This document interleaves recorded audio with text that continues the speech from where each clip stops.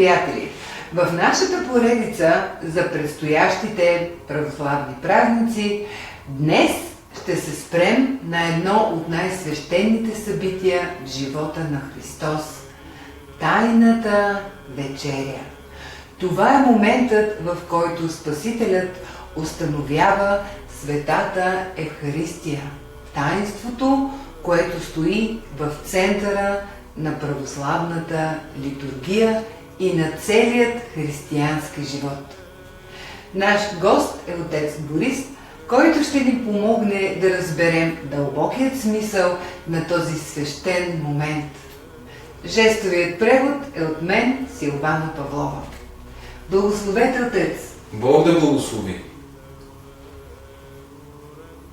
В навечерието на своите страдания Христос събира учениците си в горницата на Йерусалим.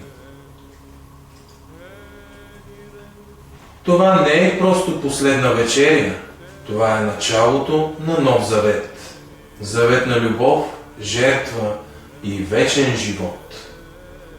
По време на трапезата Христос взема хляб, благославя го, преломява го и казва: „Вземете, яжте, това е моето тяло“. След това взема чашата и казва: „Пийте от нея всички, това е моята кръв на новия завет“.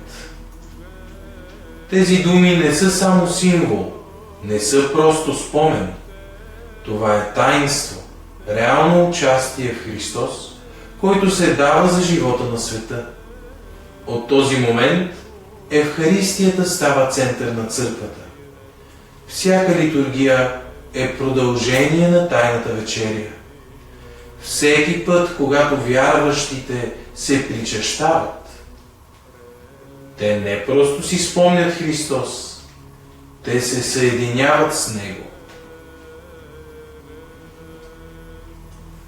Тайната вечеря е сърцето на православната вяра. Тя ни учи, че Бог не стои далеч от човека, а влиза в живота му, в тялото му, в самото му същество. Че спасението не е идея, а среща с Христос, който се дарява напълно. В този момент Христос показва най-дълбоката любов. Любов, която не само учи, не само лекува, но и се раздава до край.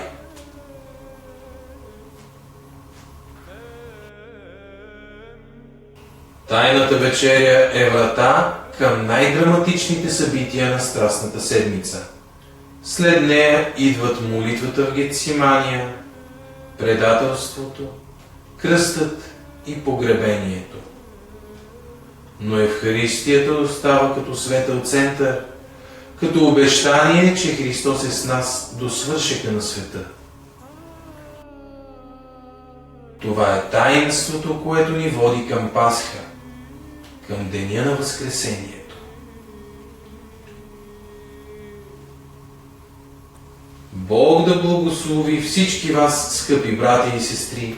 Нека Тайната вечеря укрепи вярата ви, да освети домовете ви и да ви напомня, че Христос е винаги близо в Евхаристията, в църквата и в сърцата ви.